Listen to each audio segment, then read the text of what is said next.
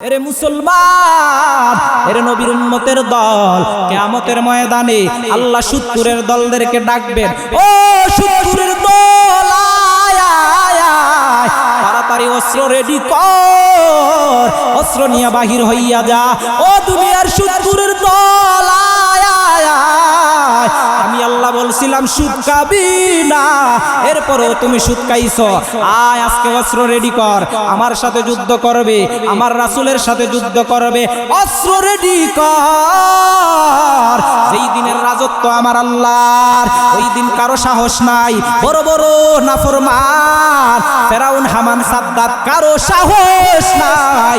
ওই দিন আল্লাহ বলবেন লিমানিল মুলকুল ইয়াউম, আজকের রাজত্ব কার, কেউ আওয়াজ দিতে পারবে না। আর ওই দিন যদি আল্লাহ বলেন ও সুদখোরের দল, তাড়াতাড়ি আয়, আমি আল্লাহর জন্য অস্ত্র বাহির কর, যুদ্ধ করবে, রাসূলের সাথে যুদ্ধ করবে, অস্ত্র বাহির কর। বুঝে থাকলে বলুন রে বাবা, ওই দিন কি আল্লাহর সাথে যুদ্ধ করা সম্ভব? এই জন্য বলছি রে বাবা, হাতে ধরি পায়ে ধরি অনুরোধ করে বলি, তিন বেলা খাওয়ার দরকার নাই, প্রয়োজনে এক বেলা খাও, এরপরেও সুদের কাতায় নাম লাগাইও না। ও পর্দার অন্তরালের মা বোনেরা, স্বামীকে বলে দাও, স্বামী আমার সুদে টাকা লাগাইয়া আমাকে দামি দামি কাপড় কিনে দেওয়ার দরকার নাই, প্রয়োজনে কম দামি কাপড় দাও। ছেলে সন্তানেরা বাবাকে বলে দাও, সুদে টাকা লাগাইয়া ভালো ভালো কানার প্রয়োজন নাই। ও মা সন্তানকে বলে দাও, সুদে টাকা লাগাইয়া টাকা বাড়াইয়া আঙ্গুর আপেল আমার জন্য আনার দরকার নাই। বাবা হালাল পথে চলো, হালাল খাও, হালাল টাকা হালাল উপার্জন দ্বারা প্রয়োজনে এক বেলা খাবো, এরপরেও আল্লাহর বিরোধিতা করব না। আহাল্লাল্লাহুল বাইআ ওয়া হাররামার রিবা, আল্লাহ ব্যবসাকে হালাল করেছেন আর সুদকে হারাম করেছেন। আল্লাহ বলতেছেন হারাম। আর ওই সুদের টাকায় ব্যবসা কইরা, সুদের টাকা লাগাইয়া তুমি মসজিদে নামাজ পড়বা, মসজিদের সভাপতি সুদের টাকায় পাঞ্জাবি, সুদের টাকায় টুপি, সুদের টাকায় পায়জামা, সুদের টাকায় স্ত্রীর কানা, সুদের টাকায় সন্তানের কানা, সুদের টাকায় সবকিছু, এগুলো করবারে বাবা খোদার কসম কিয়ামত পর্যন্ত সুদের কানা খাইয়া, সুদের পোশাক পইরা আল্লাহকে সেজদা দিবা, কবুল হবে না। নামাজ পড়লে কবুল হবে না, যাকাত দিলে কবুল হবে না, সদকা করলে কবুল হবে না, মানুষের সহযোগিতা করলে কবুল হবে না। একটা ইবাদত আমার আল্লাহর কাছে গ্রহণযোগ্য হবে না। सूरज ने दिया अपनी शुआओं को पैगाम, सूरज ने दिया अपनी शुआओं को पैगाम, दुनिया है अजब चीज़, कभी सुबह कभी शाम, दुनिया है अजब चीज़, कभी सुबह कभी शाम। दुनिया में हो दुनिया का तलबगार नहीं हो, दुनिया में हो दुनिया का तलबगार नहीं हो, बाजार से गुजर हो खरीदार नहीं हो,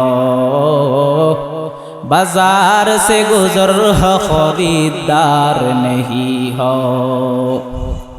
कौनाइन का मुख्तार खुदा तुमको बनाया, कौनाइन का मुख्तार खुदा तुमको बनाया, उम्मत की निगहबान खुदा तुमको बनाया, उम्मत की निगहबान खुदा तुमको बनाया।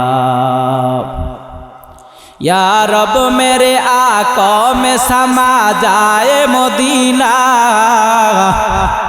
या रब मेरे आका में समा जाए मदीना, मुद्दत से मेरे दिल में तमन्नाए मदीना, मुद्दत से मेरे दिल में तमन्नाए मदीना।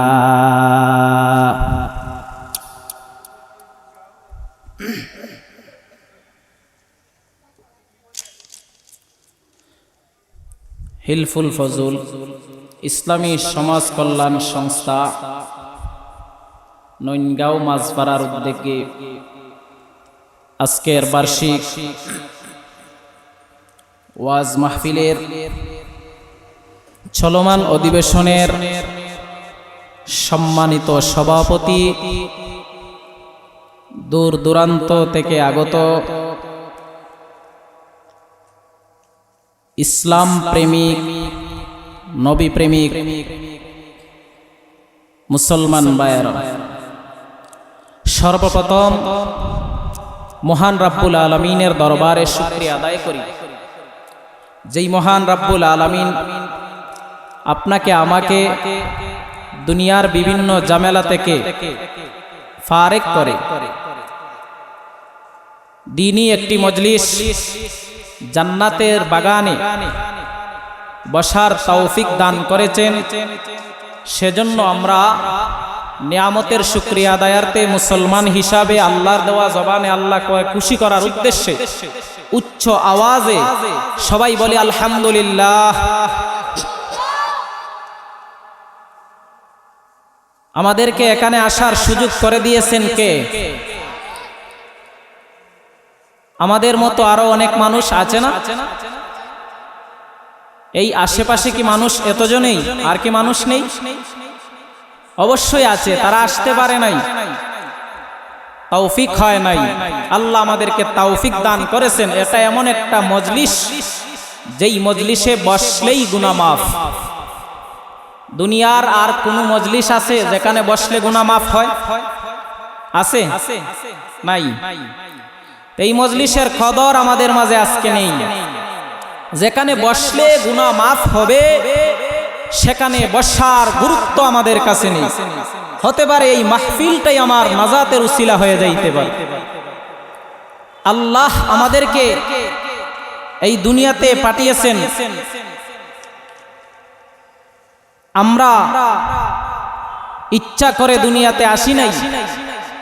আমাদেরকে একজন পাঠাইছেন, তিনি কে? সবাই বলে আল্লাহ। আল্লাহ কি এমনিতেই পাঠাইছেন, খামোখা পাঠাইছেন, না একটা উদ্দেশ্য আছে? অবশ্যই একটা উদ্দেশ্য আছে। উদ্দেশ্যটা কি? আল্লাহ বলে দিয়েছেন, মা খালাকতুল জিন্না ওয়াল ইনসা ইল্লা লিয়াবুদুন। মানুষ এবং জিন জাতিকে সৃষ্টি করেছি একমাত্র আমার ইবাদত করার জন্য। কার ইবাদত? আল্লাহর ইবাদত করার জন্য আমাদেরকে আল্লাহ পাঠাইছেন। কিন্তু আইসা আমরা কি করতেছি? কি জন্য আল্লাহ পাঠাইলেন আর কি করতেছি? আফসোসের বিষয়, এই দুনিয়ায় আমরা কেউ থাকতে পারবো না, সবাই চলে যাইতে হবে। আল্লাহ পাঠাইছেন ইবাদতের জন্য, নেক আমল করার জন্য। নেক আমল করলে আমাদের লাভ না আল্লাহর? লাভ কার? লাভ আমাদের না আল্লাহর? কোনো লাভ আছে না? আমরা নেক আমল করলে আল্লাহর সম্মান আগে ছিল একটু কম, এখন আর একটু উপরে বেড়ে যাবে, তাই নাকি? না, আমাদের উপকার কল্যাণের জন্যই আল্লাহ বলছেন নেক আমল করা। আর নেক আমল করলে আমাদের লাভ, আল্লাহ আমাদেরকে পুরস্কার দান করবেন। আল্লাহ বলেন, মান আমিলা সালিহাম মিন যাকারিন আও উনসা ওয়া হুয়া মুমিন। যে নারী অথবা পুরুষ নেক আমল করবে আর সে হবে মুমিন। আল্লাহ কে বলছে? কথাটা কার? একটু আওয়াজ দিয়ে বলে। কার কথা? না আমার কথা, আল্লাহর কথা। মান আমিলা সালিহাম মিন যাকারিন আও উনসা ওয়া হুয়া মুমিন। যে নারী অথবা পুরুষ নেক আমল করবে আর সে হবে মুমিন, আল্লাহ তাকে পুরস্কার দান করবে। কি পুরস্কার? ফালানুহিয়ান্নাহু হায়াতান তাইয়্যিবা। যে নারী পুরুষ নেক আমল করবে আমি আল্লাহ তাকে দুইটা পুরস্কার দান করব। কয়টা? দুইটা পুরস্কার আল্লাহ দান করবেন। এক নাম্বার পুরস্কার আল্লাহ বলেন ফালানুহিয়ান্নাহু হায়াতান তাইয়্যিবা। মুসলমান ভালো করে শুনে নাও, আল্লাহ যে দুইটা পুরস্কার দান করবে, একটা পুরস্কার হলো আল্লাহ পবিত্র জীবন দান করবেন। কি জীবন? পবিত্র জীবন। পবিত্র জীবন কেমন জীবন? ওরে যুবক ভালো করে শুনে নাও, অপরদার অন্তর আড়ালে মা ও বোনেরা, আল্লাহ শুধু এখানে পুরুষের কথা বলেন নাই, শুধু নারীর কথা আলাদা বলেন নাই। আল্লাহ উভয় জনকে বলেছেন, নারী এবং পুরুষ। এই নারী এবং পুরুষ নেক আমল করবে, আল্লাহ তাদেরকে দুইটা পুরস্কার দান করবে। এক নাম্বার পুরস্কার হলো পবিত্র জীবন। পবিত্র জীবন কি? পবিত্র জীবন বলে মুফাসসিরিনে কেরাম পবিত্র জীবনের বিভিন্ন ব্যাখ্যা দিয়েছেন। এর যুবক, এই দুনিয়ায় কেউ চায় না অশান্তি, সবাই চায় শান্তি। পবিত্র জীবন আল্লাহ যে দান করবে, যেই নারী এবং পুরুষ নেক আমল করবে, তাদেরকে আল্লাহ পবিত্র জীবন দান করবেন। পবিত্র জীবনের ব্যাখ্যার সার সংক্ষেপ হলো, পবিত্র জীবনের সার সংক্ষেপ হলো সুখময়, আনন্দময়, পবিত্রময় এক জীবন। যেই জীবনে থাকবে শান্তি আর শান্তি, যেই জীবনে থাকবে না দুশ্চিন্তা ও শান্তি। এই জীবন আমরা চাই কি চাই না? সবাই চায়, কিন্তু চাওয়ার কি কাজটা করছেন রে বাবা? কি কাজটা করছেন? একটু তাকায় দেখেন, আজ আমার হায়াতে জিন্দেগির দিকে তাকাও। আল্লাহ দুনিয়াতে আমাদেরকে হায়াত দান করলেন, এই হায়াতে জিন্দেগিতে যদি আমি নেক আমল করি, ও নারী এবং পুরুষ নেক আমল করলে আল্লাহ পবিত্র জীবন দান করবে। কিন্তু আমরা নেক আমল করতে পারি না, যার কারণে আমাদের ভাগ্যে পবিত্র জীবন আসে না। অশান্তি আর অশান্তি, দুই হাতে টাকা কামাই, এরপরেও জীবনে শান্তি নাই। কত মেহনত, কত কষ্ট করতেছি, এরপরও জীবনে কেন শান্তি নাই? ও বাবা, আল্লাহ বলছে নেক আমল করলে আল্লাহ পবিত্র জীবন দান করবে, পবিত্র হায়াত দান করবে। অতএব তুমি নেক আমল করো না, নেক আমল করিয়া না করিয়া দুনিয়াতে শান্তি তালাশ করা পাগলামি ছাড়া কিছু না। ফালানুহিয়ান্নাহু হায়াতান তাইয়্যিবা। এক নাম্বার পুরস্কার আমি আল্লাহ পবিত্র জীবন দান করব। আবার আল্লাহ পাক পবিত্র জীবন দান করবেন দুনিয়াতে। আরেকটা পুরস্কার, ওয়ালা নাজজিয়ান্নাহুম আজরাহুম বিআহসানি মা কানু ইয়ামালুন। আর আল্লাহ পরকালে উত্তম পুরস্কার, শ্রেষ্ঠ পুরস্কার দান করবে। আমরা দুনিয়াতে যেই নেক আমল করতাম, ওই নেক আমলের বিনিময়ে আল্লাহ পরকালে আমাদেরকে উত্তম পুরস্কার দান করবে। এই উত্তম পুরস্কার, এটা যেই সেই পুরস্কার না, পরকালে যাওয়ার পরে যারা পাইবা তারাই বুঝতে পারবা। আল্লাহ কয়টা পুরস্কারের কথা বলছেন? দুইটা পুরস্কার। এই দুইটা পুরস্কার যেই নারী আর পুরুষ নেক আমল করবে তারা পাবে। আল্লাহর একটা শর্ত লাগিয়ে দিয়েছেন, ওয়া হুয়া মুমিন। দুনিয়াতে নারী পুরুষের অভাব নাই। নারী হিন্দু নারী, মুসলমানের মধ্যে নারী, বুদ্ধ বৌদ্ধের মধ্যেও নারী, খ্রিস্টানের মধ্যেও নারী, বুদ্ধের মধ্যেও পুরুষ, খ্রিস্টানের মধ্যেও পুরুষ, ইহুদির মধ্যেও পুরুষ, খ্রিস্টানের মধ্যেও পুরুষ, মুসলমানের মধ্যেও পুরুষ। যেই সেই নারী পুরুষ ইবাদত করলে হবে না, আল্লাহ শর্ত লাগায়া দিছেন, ইবাদত যদি কবুল করাইতে চাও তাহলে শর্ত আরেকটা, মুমিন হওয়া লাগবে। কি হওয়া লাগবে? মুমিন হওয়া লাগবে, ইমানদার হওয়া লাগবে। এখন আমাদের প্রশ্ন জাগতে পারে মনে, হুজুর বয়ান করলে নেক আমল করলে পবিত্র জীবন আল্লাহ দান করবেন, নেক আমল করি, নামাজও পড়ি, রোজাও রাখি, তাসবিহও পড়ি, যাকাতও দেই, হজের সময় আসলে হজ করি, এরপরেও কেন আমাদের কপালে শান্তি আসে না? কেন জীবন আমাদের সুন্দর হয় না? তাহলে বুঝতে হবে নেক আমল আল্লাহর কাছে কবুল হইতেছে না। কি হইতেছে না? নেক আমল আল্লাহর কাছে কবুল হইতেছে। নেক আমল আল্লাহর কাছে কবুল করাইতে চাইলে কয়েকটা শর্ত আছে। এই শর্ত সাপেক্ষে যদি নেক আমল করো তাহলে আল্লাহর দরবারে তোমার নেক আমল গ্রহণযোগ্য হবে রে বাবা। আর এই শর্ত সাপেক্ষে যদি নেক আমল করো না তাহলে ওই নেক আমল করার পরেও আল্লাহ যেই পুরস্কারের কথা বলছে ওই পুরস্কার আমাদের কপালে আসবে না। নেক আমল গ্রহণযোগ্য হওয়ার জন্য আল্লাহর কাছে এক নাম্বার শর্ত হলো ইমানদার হতে হবে। নেক আমলের জন্য আল্লাহর কাছে গ্রহণযোগ্য হওয়ার জন্য প্রথম শর্তের নাম কি বলেন? ঈমান। কি নাম? ঈমান। ঈমান না থাকলে সারা জীবন আল্লাহর রাস্তায় দান করে কোনো লাভ নাই।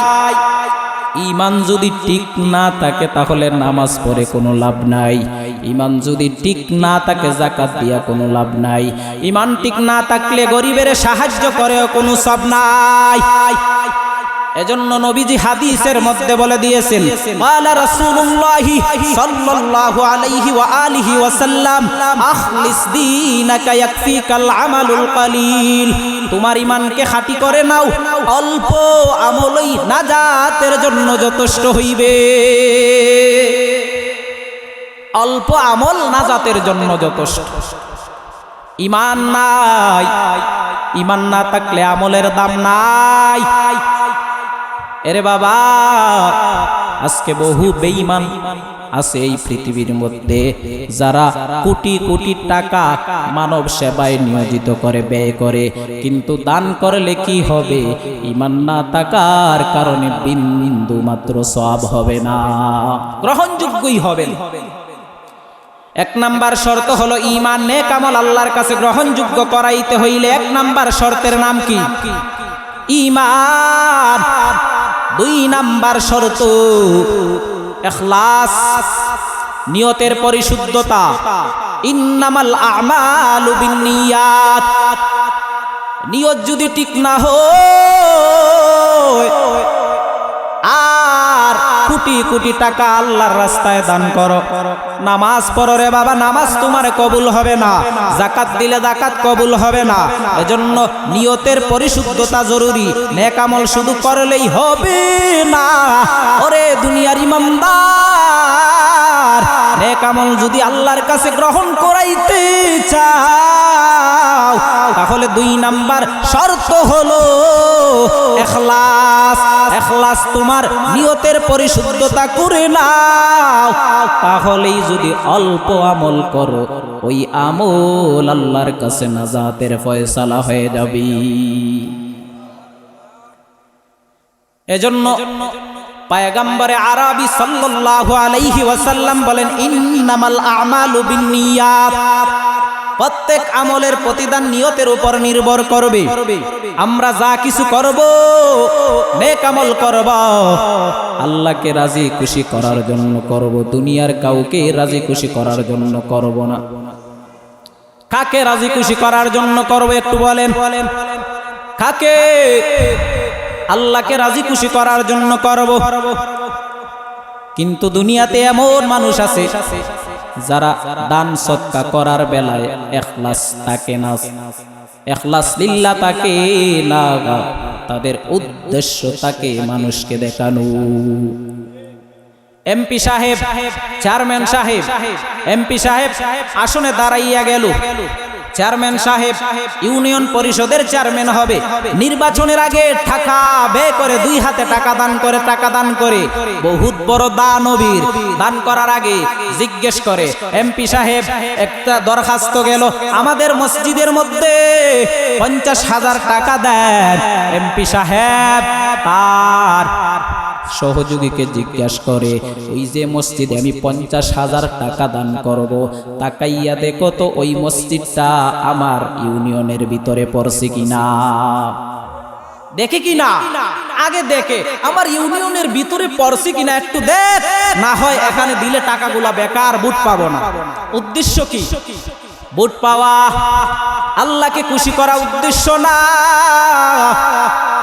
1000 কোটি টাকা দিয়া যদি সুন্দর করে মসজিদ বানায়া দাও, খুদার কসম একটা টাকার সওয়াব আমল নামায় যাবে না রে বাবা। এই জন্য ইখলাস হলো 2 নাম্বার শর্ত। ইখলাসকে ঠিক করে নাও, অল্প আমল নাজাতের জন্য যথেষ্ট হইবে। আল্লাহ কোরআনের ভিতরে বলেছেন, আল্লাযী খালাকাল মাউতা ওয়াল হায়াতা লিয়াবলুয়াকুম আইয়ুকুম আহসানু আমালা। আল্লাহ বেশি আমল দেখবেন না, বেশি আমল দেখবেন না। আল্লাহ বলেন হায়াত মউত আল্লাহ সৃষ্টি করেছে। আমরা যদি জিজ্ঞেস করি আল্লাহ কেন হায়াত আর মউত সৃষ্টি করলেন, আল্লাহ বলেন লিয়াবলুয়াকুম, তোমাদেরকে পরীক্ষা করার জন্য। আমরা যদি প্রশ্ন করি, ও আল্লাহ কি পরীক্ষা করবেন, আল্লাহ বলেন আইয়ুকুম আহসানু আমালা, তোমাদের মধ্য থেকে কে সুন্দর আমল করো। বেশি আমলের কথা বলছেন না সুন্দর আমল? সুন্দর আমলের কথা আল্লাহ বলছেন। এরে নবীর উম্মতের দল, এজন্য বেশি আমল, সুন্দর আমল করার কথা আল্লাহ বলছেন। ইখলাস ছাড়া বেশি আমল, পাহাড় পরিমাণ আমল আল্লাহর কাছে নিয়ে যদি দাঁড়ায় যাও, ওই আমল আল্লাহর কাছে গ্রহণযোগ্য হবে না রে বাবা। আর অল্প আমল যদি আল্লাহর কাছে নিয়ে দাঁড়াও, আর ওই আমলের ভিতরে যদি ইখলাস থাকে রে বাবা, ওইটার দ্বারা আল্লাহ তোমারে জান্নাতে দিয়ে দিবি। আল্লাহ আল্লাহ ক্যা মুবারক নাম হয়, আল্লাহ আল্লাহ আশিকৌ কা কাম হয়, আল্লাহ আল্লাহ তু মেরা গফফার হয়, আল্লাহ আল্লাহ তু মেরা খালিক হয়, আল্লাহ আল্লাহ তু মেরা মাবুদ হয়, আল্লাহ আল্লাহ তু মেরা রব হয়। আল্লাহ পাক অল্প আমল, সুন্দর আমল দেখবেন, কিন্তু বেশি আমলের কথা আল্লাহ বলেন নাই। এই জন্য আমল গ্রহণযোগ্য হওয়ার জন্য, আল্লাহর কাছে কবুল হওয়ার জন্য 2 নাম্বার শর্ত কি? একটু আওয়াজ দিয়া বলেন। ইখলাস। ইখলাস, ইখলাসের অর্থ হলো আমি যেই কাজ করব শুধু আল্লাহকে দেখানোর জন্য করব, আর কাউকে না। আমি নামাজ পড়ব আল্লাহকে দেখানোর জন্য, আমি যাকাত দিব আল্লাহর জন্য, আমি নামাজ পড়ব, হজ করব, সবকিছু আল্লাহর জন্য, দুনিয়ার কাউকে দেখানোর জন্য না। যখন সব আমল নেক আমল আল্লাহকে দেখানোর জন্য হবে, ওইটা আল্লাহর দরবারে গ্রহণযোগ্য হয়ে যাবে। এই জন্য ইখলাসের কথা আল্লাহ বলছেন, নবী বলছেন ইখলাস, আখলিস দীনাকা ইয়াকফিকাল আমালুল কালিল। ইখলাস, আমলের পরিশুদ্ধতা বড় জরুরি। আমল গ্রহণযোগ্য করাইতে চাইলে ইখলাস না থাকলে আল্লাহর রাস্তায় গলা কাইটাও কোনো সওয়াব হবে না। কিয়ামতের ময়দানে প্রসিদ্ধ এক হাদিসে আছে, কিয়ামতের ময়দানে আল্লাহ কিছু মানুষকে ডাকবেন, ডাকার পর একজন জিহাদে গলা কাইটা শহীদ হয়ে গেছে, ডাকবেন আয় তুমি আমি আল্লাহর জন্য দুনিয়াতে কি করেছো? বলে আল্লাহ তোমার জন্য আমি জিহাদের ময়দানে গিয়া গলা কাইটা শহীদ হয়ে গেছি। আল্লাহ বলবেন না না, মিথ্যা কথা বলতেছো, মিথ্যা কথা বলতেছো। কারণ তুমি দুনিয়াতে জিহাদ করেছো, মানুষ তোমাকে বীর পুরুষ বলক, সাহসী বলক, দুনিয়াতে মানুষ তোমাকে তাই বলে ফেলেছে। অতএব আমি আল্লাহর জন্য জিহাদ করো নাই, যাও যাও জাহান্নামে চলে যাও। এরে বাবা, আমলের ভিতরে ইখলাস না থাকলে দেখেন কত অসুবিধা। এজন্য আমার সব সময় আমলের মধ্যে নিয়ত থাকবে আমার আল্লাহকে দেখানো, আর কাউকে না। আল্লাহ আর একজন ব্যক্তিকে ডাক দিবে না, বান্দা আমি আল্লাহর জন্য কি করেছো? বলবে আল্লাহ তোমার জন্য আমি কোরআন তেলাওয়াত করেছি, সারা রাত্র কোরআন তেলাওয়াত করেছি, ঘুমাই নাই, বারবার তেলাওয়াত করেছি। আল্লাহ বলবেন না না, মিথ্যা কথা বলতেছো। কারণ তুমি মিথ্যা বলতেছো কেন? তুমি দুনিয়াতে কোরআন তেলাওয়াত করেছো, মানুষ তোমাকে ভালো কারি বলুক, মানুষ তোমাকে পাঠক বলুক, মানুষ তোমাকে কারি বলে সম্বোধন করুক, দুনিয়াতেও তো তোমার তা হয়ে গেছে। অতএব আমি আল্লাহর কাছে কোনো পাওনা নাই, যাও যাও জাহান্নামে চলে যাও। কি বুঝলেন রে বাবা? দুনিয়াতে কারি হইয়াও লাভ নাই যদি লোক দেখানো অন্তরে এসে যায় রে বাবা। হাফেজ হইয়া যদি আল্লাহকে খুশি না করা উদ্দেশ্য হয়, লোক দেখানো উদ্দেশ্য হইয়া যায়, মানুষ আমাকে হাফেজ সাহেব বলিয়া ডাকুক, হজ করিয়া এইটা যদি অন্তরে নিয়ত আইসা যায়, মানুষ আমাকে হাজি বলে ডাকবে, খুদার কসম এত টাকা পরিমাণ, এত পয়সা খরচ করিয়া বাইতুল্লাহ গিয়েও তোমার কোনো লাভ নাই, পরকালে ওই আমলই তোমাকে জাহান্নামে নিয়ে যাবে। 2 নাম্বার শর্ত হলো ইখলাস। ইখলাস বিহীন আমল আল্লাহর কাছে কোনো দাম নাই। ইখলাস যদি আমলের ভিতরে থাকে, ওই আমল দিয়া যদি কোনো মুসিবতে পড়েন আর আল্লাহর কাছে ওই আমলের উসিলা করিয়া দোয়া চান, আল্লাহ ওই দোয়া কবুল করে নিবে। একটা প্রসিদ্ধ ঘটনা হাদিসে আছে, আপনাদের কাছে বলবো, শুনবেন, আপনারা একটু মনোযোগ সহকারে শুনবেন।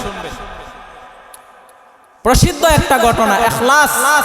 আজ আমরা আমল করি কিন্তু আমলের ভিতরে ইখলাস নাই। আমলের ভিতরে আজকে ফ্যাশন এসে গেছে, আমল নিয়েও ফ্যাশন চলে। আফসোসের বিষয়, আমল করি কিন্তু সেই আমলে আমার ফায়দা আসে না কেন, পবিত্র জীবন আসে না কেন? এই কারণ যেই শর্ত আমলের আছে ওই শর্ত সাপেক্ষে ইবাদত আমাদের হয় না।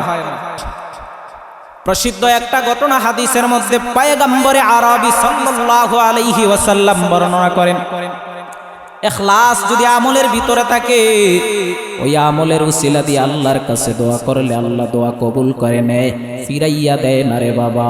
3টা ব্যক্তি সফরের দিকে রওনা হইয়া গেল। সফরের মধ্যে রওনা হয়ে যাওয়ার পর প্রতিমধ্যে ঝড় তুফান সৃষ্টি হয়ে গেল, আকাশ মেঘাচ্ছন্ন হয়ে গেল, বৃষ্টি আরম্ভ হয়ে গেল, আরেক দিকে বিজলি। 3টা যুবক ভয় পেয়ে গেল, এখন আমরা কি করব, কোথায় গিয়ে আত্মরক্ষা করব? হঠাৎ করে তাকাইয়া দেখে পাহাড়ের চূড়ায় একটা গর্ত দেখা যায়। চিন্তা করলো ওই গর্তের ভিতরে আমরা ঢুকে যাই, গর্তের ভিতরে ডুইকা যাইব, আবার যখন ঝড় তুফান বন্ধ হইয়া যাইবে গর্ত থেকে বাহির হইয়া গন্তব্যস্থানের দিকে রওনা করব। 3টা যুবক গর্তের ভিতরে ঢুকিয়া গেল। আমার আল্লাহর কুদরতি লীলা খেলা, গর্তের ভিতরে ঢুকলো আত্মরক্ষা করার জন্য।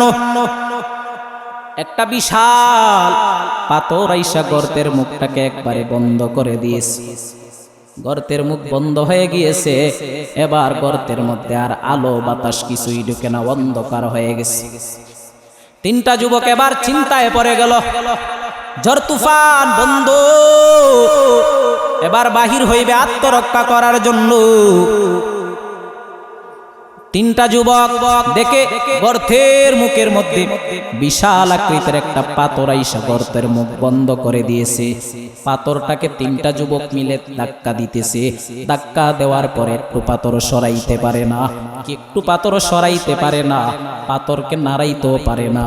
এবার যুবক চিন্তা করলো, আমাদের শক্তির দ্বারা সম্ভব না, আমাদেরকে যিনি শক্তি দিছেন তার শক্তির দ্বারা এটা সম্ভব। আমরা সারাদিন চেষ্টা করো পারবো না, এবার আল্লাহর কাছে চাও। কি দিয়া চাইব? বলে যে যে নেক আমল করেছো আল্লাহর জন্য ওই নেক আমলের উসিলা দিয়া চাও। যেই আমলটা শুধু আমার আল্লাহর জন্য, যেই আমলটার ভিতরে আছে শুধু ইখলাস লিল্লাহ, এই জাতের আমলের উসিলা দিয়া আমার আল্লাহর কাছে চাও, দেখবা আল্লাহ দোয়া কবুল করে নিবি। এবার প্রথম যুবক আল্লাহর কাছে হাত উঠাইয়া নিল। একটু মনোযোগ সহকারে শুনবেন রে বাবা, হতে পারে আজকের এই মাহফিল আমার জীবনের শেষ মাহফিল হতে পারে। গত বছর সম্ভবত এই মাহফিল হয়েছে, আপনাদের এলাকার অনেক মানুষ ছিল, মুরব্বিয়ানে কেরাম ছিল। আজকে মাহফিল চলতেছে, তারা নাই, মনে হয় কবরের বাসিন্দা হয়ে গেছি। আছে না নাই? আসেনি? এরে বাবা, হতে পারে এটা আজকের আমার জীবনের শেষ মাহফিল। আগামী বছর পাইতে পারি, নাও পাইতে পারি। এজন্য এটাকে নাজাতের জরিয়া করিয়া একটু বয়ানটা খেয়াল করে শুনবেন, এটাই হইতে পারে আমার নাজাতের জরিয়া। এবার প্রথম যুবক আল্লাহর দরবারে হাত উঠাইয়া দিছে, আল্লাহ জীবনে কোনো আমল করতে পারি না, আয় আল্লাহ গুনাহগার, তবে একটা আমল আল্লাহ আমি করেছিলাম আপনার জন্য, শুধু দুনিয়ার আর কারো জন্য না, শুধু আপনাকে দেখানোর জন্যই করেছিলাম। যুবকেরা আমলটা কি? আমলটা হইল, যুবক বকরি লালন পালন করত, বকরির দুধ বিক্রি করে তার সন্তান, তার স্ত্রী, তার মাতা পিতাকে পান করাইতো আর সংসার চালাইতো। যুবক দোয়া করতেছে, আল্লাহ একদিন আমি বকরি লালন পালন করিয়া রাত্রে আসলাম, আসার পর বকরিগুলা বাড়িতে রেখে দিলাম। গভীর রজনীতে আসলাম, আসার পর তাকায় দেখতেছি আমার সন্তান চটপট করতেছে, ক্ষুধার জ্বালায় কাঁদতেছে। ওইদিকে আমার স্ত্রী ক্ষুধা, আরেকদিকে আমি তাকাইয়া গিয়া দেখি আমার মা আমার বাবা ঘুমন্ত। আমি কোনোদিন আমার মা বাবার মুখে দুধ দেওয়ার আগে আমার স্ত্রী সন্তানের মুখে দেই নাই। প্রতিদিন আমি আমার মা বাবাকে আগে পান করাই। এরে যুবক, মা বাবার সাথে বেয়াদবি করিও না রে যুবক। মা বাবা তোমার এই দুনিয়াতে সবচেয়ে বড় ধন মনে করবা রে বাবা। মা বাবাকে যতটুকু পারো সম্মান করবা, খেদমত করবা। এ মা বাবারে কষ্ট দিয়া বদদানিয়া জাহান্নামী হইও না। যুবক দোয়া করে, আল্লাহ একদিন আসলাম গভীর রজনী, তাকায় দেখি আমার মা ঘুমন্ত, আমার বাবাও ঘুমন্ত, আমার সন্তান ক্ষুধার জ্বালায় চটপট করতেছে, আমার স্ত্রীও ক্ষুধার্ত। এবার আমি দুধ পান করাইব গিয়া দুধ দোহন করলাম। বকরি থেকে দুধ দোহন করার পর আমি চিন্তা করলাম, না না, আমার মা বাবাকে পান করানোর আগে দুধ দেওয়া যাবে না। আমি সারা রাত দাঁড়ায় রইলাম, যখন আমার মা জাগলো, জাগার পর আমার মাকে দুধ পান করাইলাম। আবার বাবা যখন জাগলো, বাবাকে দুধ পান করাইলাম। এরপর আমি সন্তানকে দুধ পান করাইলাম, আমার স্ত্রীকে দুধ পান করাইলাম। আয় আল্লাহ, ওই কাজটা যদি আমি আপনার জন্যই করে থাকি, গর্তের মুখ থেকে পাথরটারে সরাইয়া দাও। যুবক এই দোয়া করেছে, গর্তের মুখ থেকে পাথর একটু সরে গেছে, আল্লাহ দোয়া কবুল করে নিয়েছে। এবার দ্বিতীয় যুবক হাত উঠাইল, আল্লাহর কাছে দোয়া করে, ইখলাসওয়ালা আমলের উসিলা দিয়ে আল্লাহর কাছে দোয়া করে, আল্লাহ জীবনে কোনো নেক আমল করতে পারি নাই, তবে একদিন আমি একটা কাজ করেছিলাম শুধু আপনার জন্য। কি কাজ? বলে আমার একটা চাচাতো বোন ছিল, চাচাতো বোন খুব সুন্দর, তাকে পাওয়ার জন্য আমি সব সময় লালায়িত থাকতাম। হঠাৎ একদিন আমার চাচাতো বোন বিপদে পড়ে গেল। আমার চাচাতো বোনটা ছিল খুবই গরিব, টাকার অভাবে কোনো এক বিপদে পইরা আমার কাছে টাকা চাইলো, ভাইয়া আমারে কিছু টাকা দেন, আমার টাকার সমস্যা, কিছু টাকার দরকার।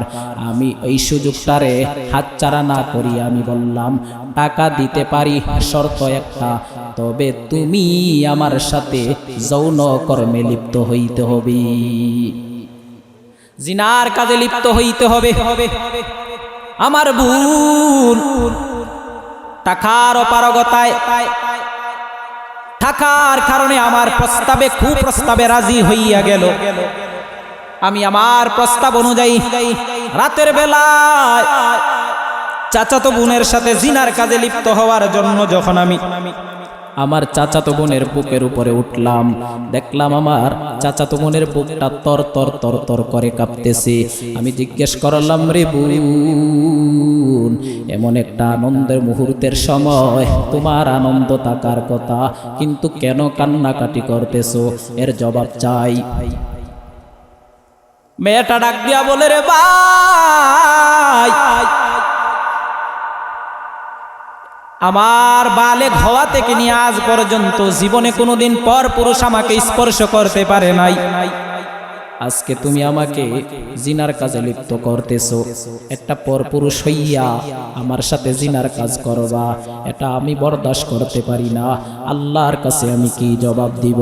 এ যুবক ভাই, ও আমার চাচাতো ভাই, তোমার যদি এত ইচ্ছা থাকে হালাল ভাবে আমাকে বিয়ে করে নেও রে ভাই, এরপরেও আমার ইজ্জত নষ্ট করিও না।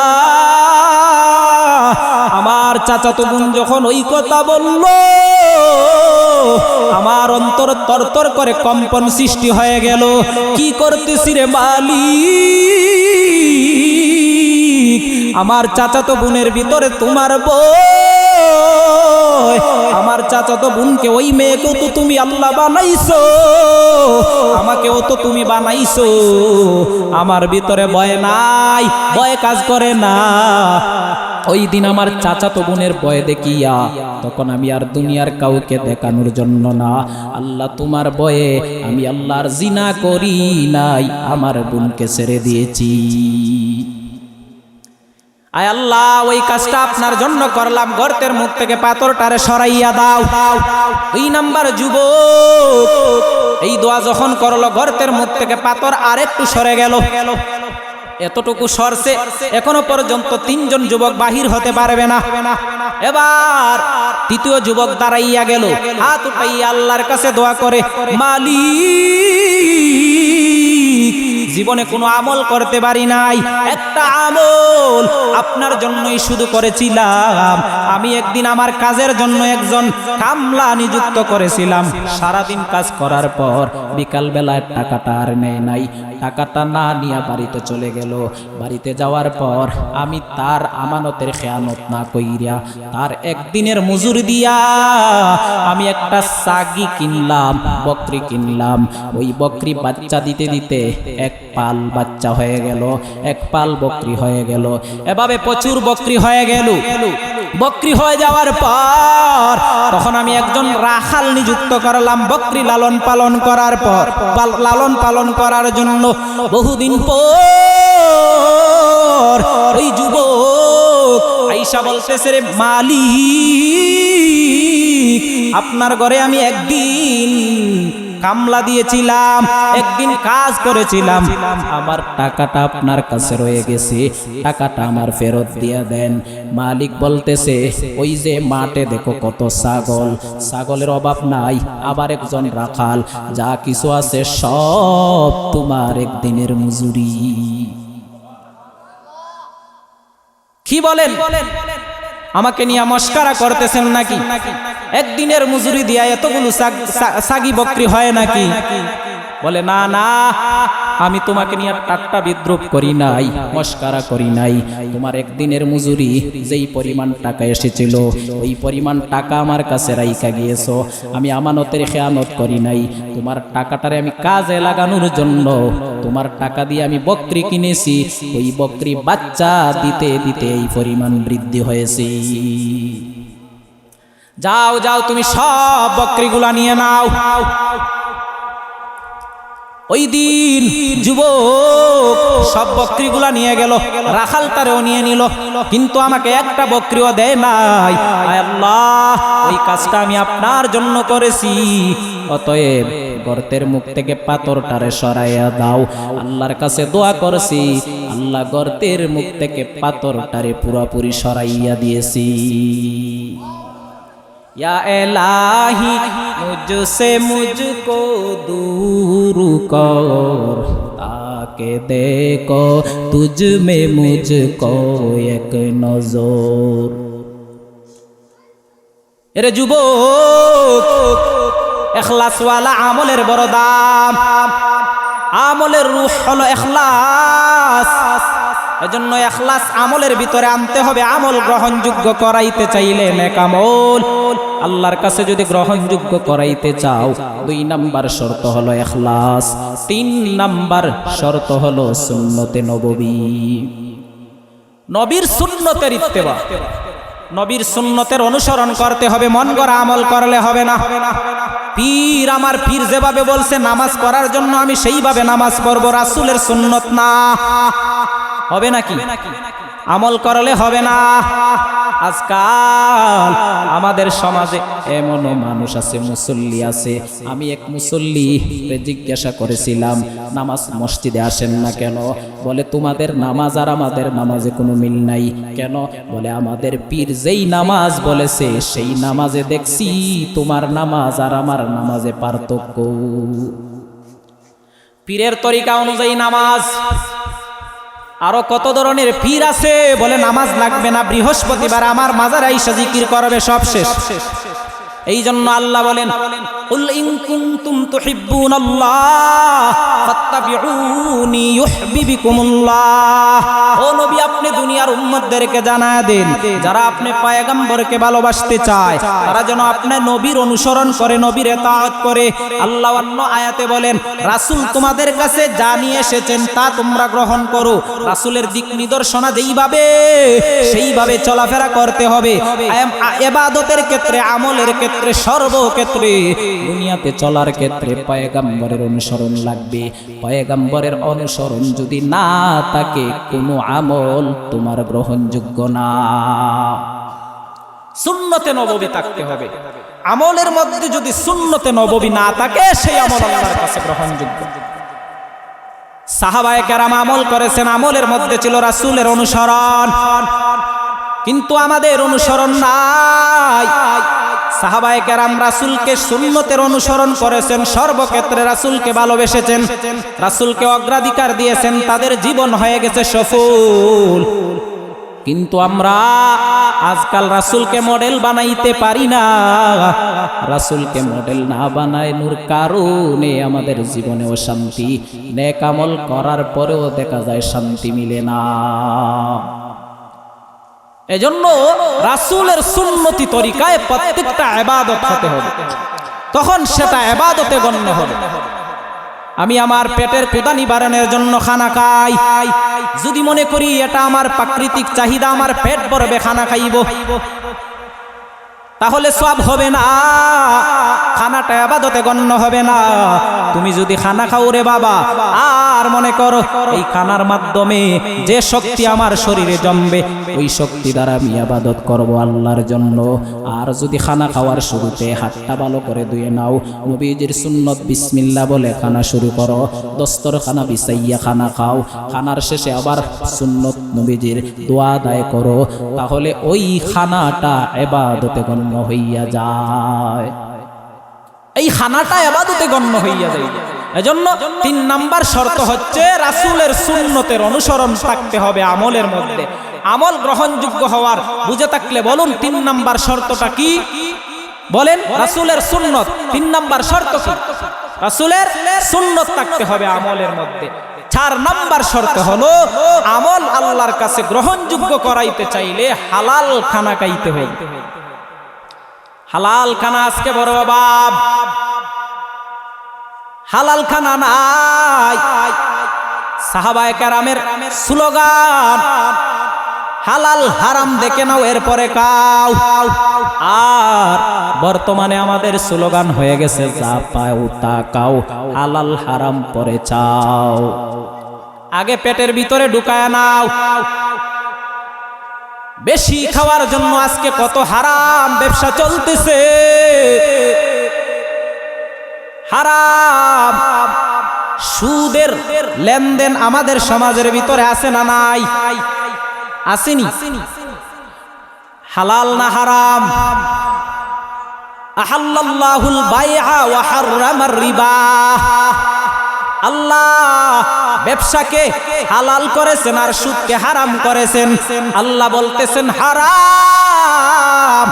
আর ওই সুদের টাকায় ব্যবসা কইরা সুদের টাকা লাগাইয়া তুমি মসজিদে নামাজ পড়বা, মসজিদের সভাপতি সুদের টাকায় পাঞ্জাবি, সুদের টাকায় টুপি, সুদের টাকায় পায়জামা, সুদের টাকায় স্ত্রীর কানা, সুদের টাকায় সন্তানের কানা, সুদের টাকায় সবকিছু।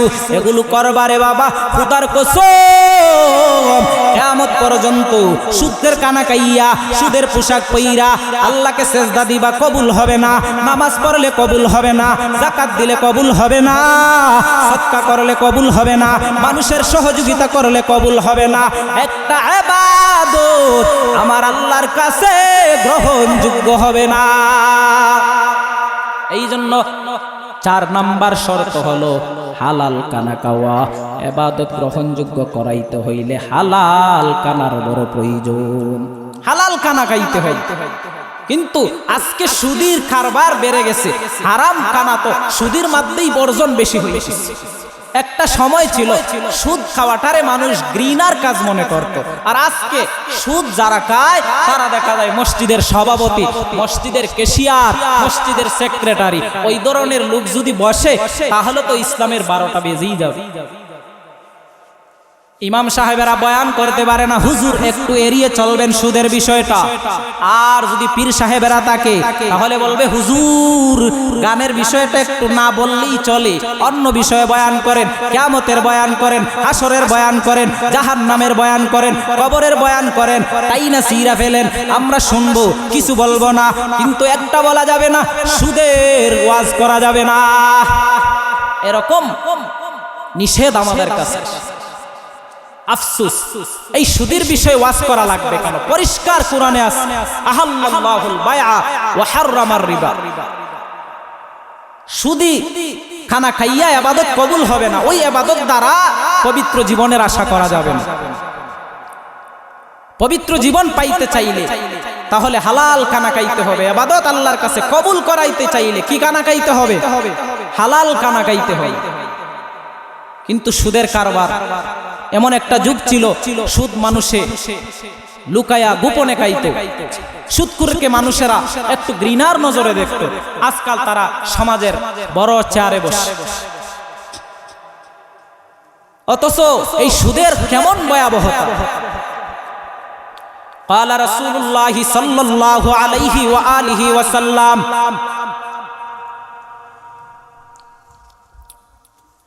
قال رسول الله صلى الله عليه وآله وسلم أتيت ليلة أسري بي على قوم।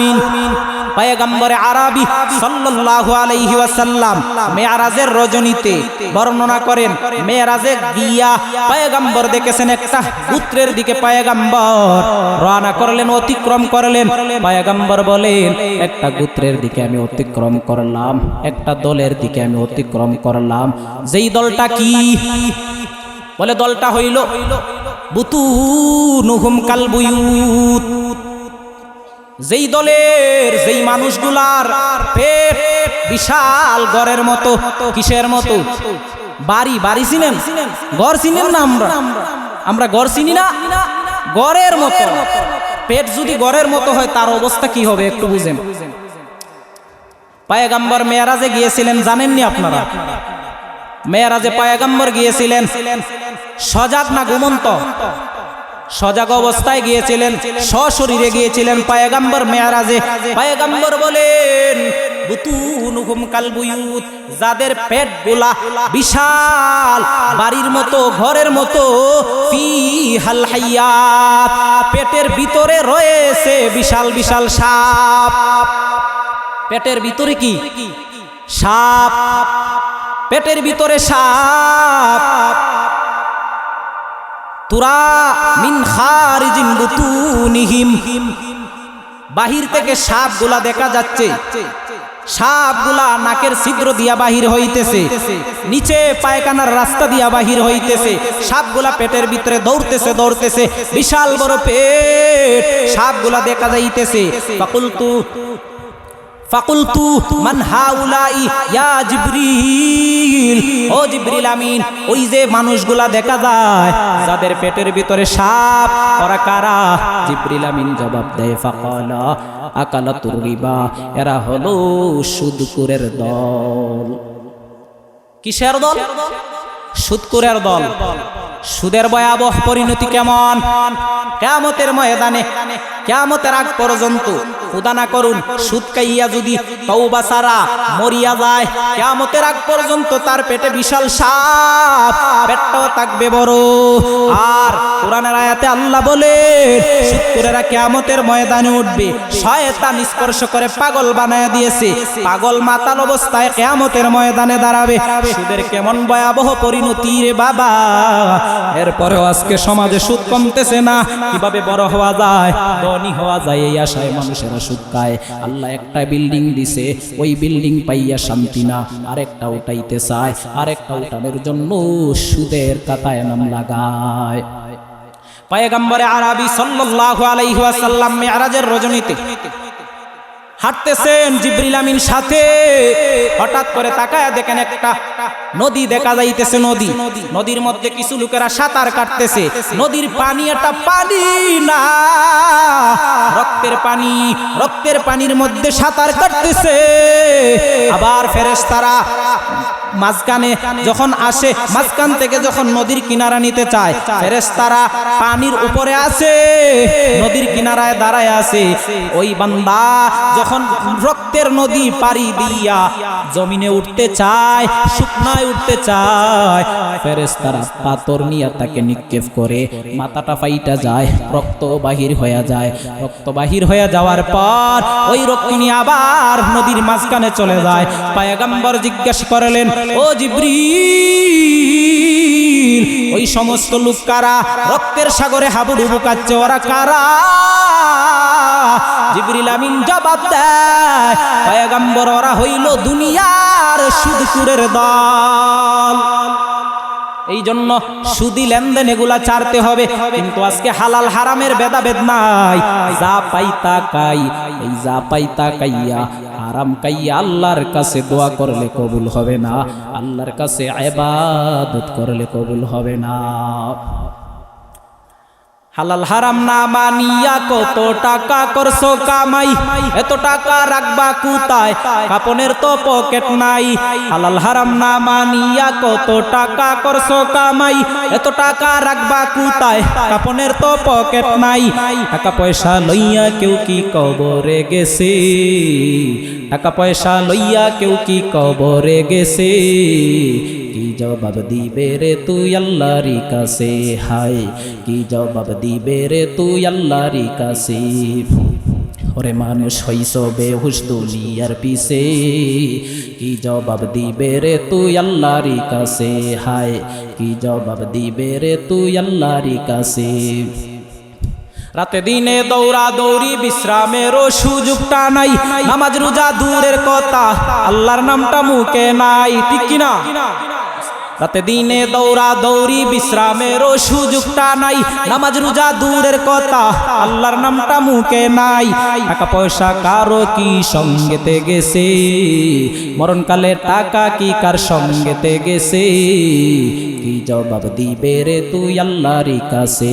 হায় কি জবাব দিবে রে তুই আল্লাহর কাছে? খুদার দিনের হাল যে বেহাল সেদিকে কোনো খেয়াল নাই, সেই দিকে দৌড়াইতেছো নিজের স্বার্থ আছে যে তাই। খুদার দিনের হাল যে বেহাল সেদিকে কোনো খেয়াল নাই, যেই দিকে দৌড়াইতেছো নিজের স্বার্থ আছে যে তাই। দেখবে সেদিন তোর স্বার্থ সব বিফলে গেছে, দেখবে সেদিন তোর স্বার্থ সব বিফলে গেছে। কি জবাব দিবে রে তুই আল্লাহর কাছে, হায় কি জবাব দিবে রে তুই আল্লাহর কাছে। ওরে মানুষ হইছে বেউস দুনিয়ার পিছে, কি জবাব দিবে রে তুই আল্লাহর কাছে, হায় কি জবাব দিবে রে তুই আল্লাহর কাছে। আল্লাহর কাছে জবাব দেওয়ার মতো কিছু নাই। এই জন্য বলছি রে বাবা, হাতে ধরি পায়ে ধরি অনুরোধ করে বলি, তিন বেলা খাওয়ার দরকার নাই, প্রয়োজনে এক বেলা খাও, এরপরেও সুদের কাতায় নাম লাগাইও না, সুদের কাতায় নাম লাগাইও না, ইবাদত কবুল হবে না। স্ত্রীকে বলে দাও ও পর্দার অন্তরালের মা বোনেরা, স্বামীকে বলে দাও স্বামী আমার সুদে টাকা লাগাইয়া আমাকে দামি দামি কাপড় কিনে দেওয়ার দরকার নাই, প্রয়োজনে কম দামি কাপড় দাও। ছেলে সন্তানেরা বাবাকে বলে দাও সুদে টাকা লাগাইয়া ভালো ভালো কানার প্রয়োজন নাই।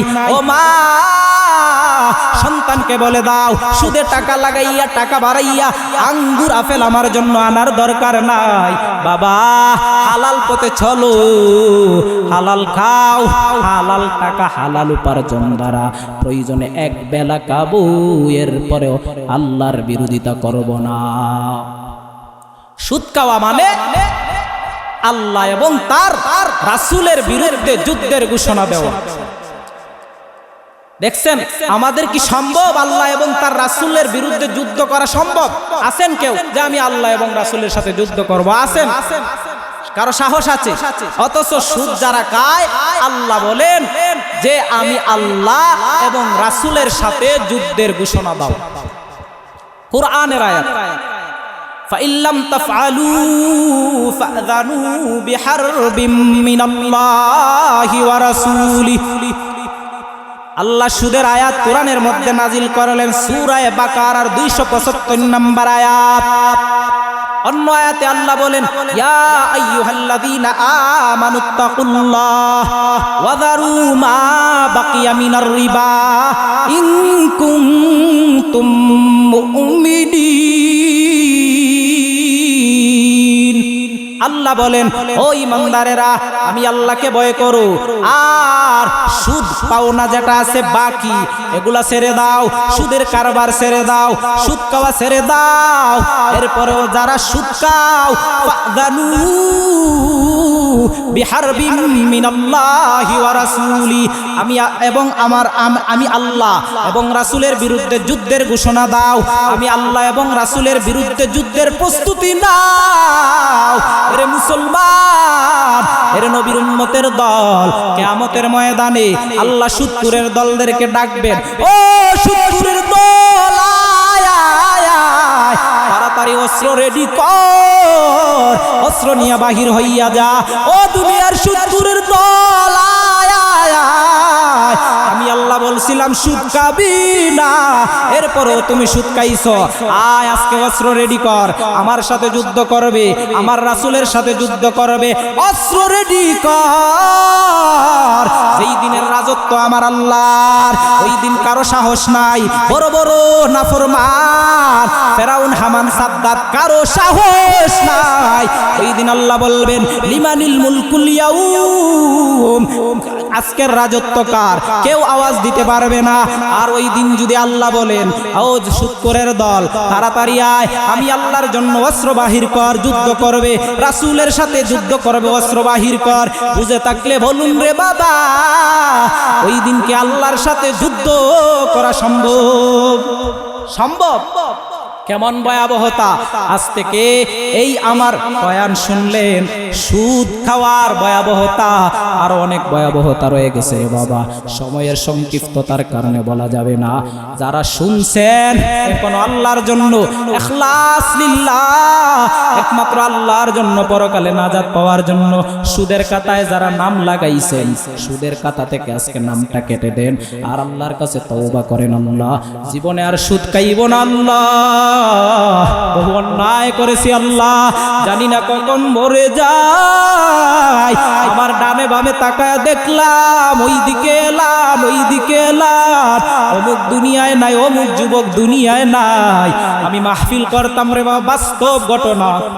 মাঝে মধ্যে আমার গ্রামের এক যুবক, সুন্দর ফুটান্ত গোলাপ যুবক তোর তাজা যুবক, মাহফিলে নিয়ে যাইতো। হঠাৎ করে একদিন সুনামগঞ্জে আসার জন্য রওনা করলো, মোটর সাইকেল নিয়ে রওনা করছে, অ্যাক্সিডেন্ট করিয়া দুনিয়া থেকে বিদায়। আমার সাথে সব সময় থাকতো। ও যুবক মউত কোন সময় হয় বলা যায় না, ঘুমের ঘরে যুবকের মরণ। আমি যখন মাদ্রাসায় লেখাপড়া করি, বান্দা লেখাপড়া করিয়া এশার নামাজ পড়িয়া খানা দানা করিয়া ঘুমায় গেল, সকালবেলা দরজা বন্ধ, লজিংয়ের মানুষেরা ডাকাডাকি করতেছে, দরজা খুলতেছে না। যুবক দরজা না খোলার কারণে দরজা ভেঙে যখন তারা রুমে ঢুকার পরে দেখে যুবক আর দুনিয়ায় নাই, দুনিয়া থেকে বিদায়। কে কোন সময় চলে যাই বলা যায় না। এই জন্য এই দুনিয়া কিছুই না রে বাবা, কিছুই না। সুদ খাইয়া এত টাকা জমাইতেছো, বিল্ডিং বানাইতেছো, সুনামগঞ্জে বাসা রাখতেছো, একটা রাখছো একটাই হয় না, আর একটা রাখতেছো। কি এগুলা তোমার কি সম্পদ? এগুলা নিয়ে কি তুমি কবরে যাইতে পারবা? হতে পারে এই বিল্ডিং দেখাশোনা করার আগে, ঢুকার আগেই তুমি দুনিয়া থেকে বিদায়। অথচ তুমি কামাইয়া গেলা সুদের মাধ্যমে। আল্লাহ হিসাব নিবে তোমার কাছ থেকে, আর বুক করবে অন্যরা, আর কিয়ামতের ময়দানে আমার আযাব বুক করা লাগবে। এই জন্য আমরা যারা সুদের খাতায় নাম লেখাইছি, বারবার বলতেছি, অনুরোধ করে বলে যাই রে বাবা, আজকে থেকে তওবা করেন আল্লাহর কাছে। আর জীবনে সুদ খাবো না, যা খাইছি আল্লাহ মাফ করে দাও, তওবা করলাম, 5 বেলার নামাজ পড়বো, আল্লাহ মা বাবার সাথে ভালো আচরণ করব, মুরব্বীদের সম্মান করব, আলেম উলামাদের মহব্বত করব। খাঁটি দিলের নিয়তের তওবা, খাঁটি দিলে নিয়ত করেন, যদি সঠিক খাঁটি দিলে নিয়ত করেন, আল্লাহ তোমার তওবা কবুল করে নিবে এবং তোমাকে আমাকে আল্লাহ কিয়ামতের ময়দানে ওইটার উসিলায় নাজাত দিয়ে দিতে পারে। আল্লাহ আমাদের সবাইকে তৌফিক দান করুন, আমিন। যা আলোচনা করলাম, আলোচনার ভুল ত্রুটি ক্ষমা করে সহিকতার উপর আমাকে আপনাকে সবাইকে আমল করার তৌফিক দান করেন, আমিন। আখিরু দাওয়ানা আনিল হামদুলিল্লাহি রাব্বিল আলামিন। আসসালামু আলাইকুম ওয়া রাহমাতুল্লাহ।